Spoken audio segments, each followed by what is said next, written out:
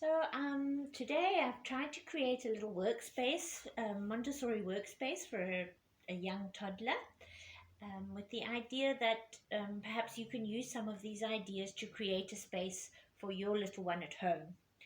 So in Montessori, our first rule of thumb is to make whatever we create, whatever space we create, it's always going to be beautiful. It's going to be aesthetically pleasing because this invites the child, it entices the child to come and work in that space. So we'll always have some lovely natural light coming in, include a few plants to connect them with nature, and then have activities that are a manageable size for them to pick up and carry to a table or to a mat to be able to use. The height of the shelf is quite important. So if you have a shelf at home that's a bit higher, just use the lower levels of the shelf. So you want it to be at their level. Right, so if we have a look at the shelf and see the sort of activities that I've included, we've got Play-Doh on the side here. We've got a little tub with some balls of Play-Doh, some shapes, rolling pin, a knife for your child to work at the table and manipulate and have fun with their Play-Doh. Then we've got always, as I said, always a plant on the shelf. And there you'll see the little jug next to it in case your child wants to water their plant and take care of their plant. Then we've got our basket with opening and closing containers.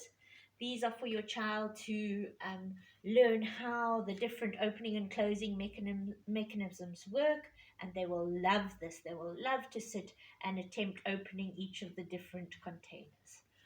Then down here we've got the Gnostic Bed. You will have watched the video, I would imagine, of how to show your child how to use this. It's full of lovely objects for them to discover and explore, and obviously the little mat to use to work with the bag. Then we've got our watercolor paints for doing our fingerprint tree. Again, there was a video for this to show you how to do this with your child, to create a lovely autumn tree with some fingerprint leaves.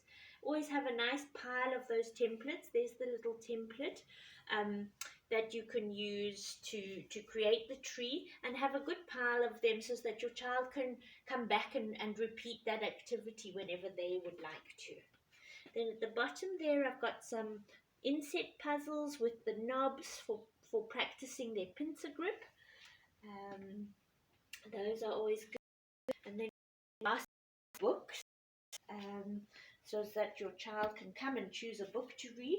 We'll go into books on another day more specifically, so I can give tips with the book, but you'll have a box of, and then you'll see close by, first of all, we've got the mat for them to work with rolled up there on the side of the shelf. That's for working on the floor space.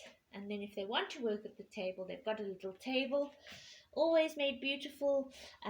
Perhaps they'll go into the garden and pick some flowers that they might put in a vase. We've got some cloths to either wipe a spill or wipe hands when they've been painting. And then you'll see put a little autumn basket for them to explore. Perhaps if you go for a walk, you might choose some autumn leaves that have fallen. You'll see I've got some pine cones in there too.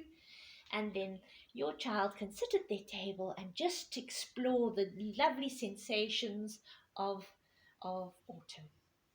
So this, as I say, is just some ideas that you might be able to use to create a little workspace at home for your child.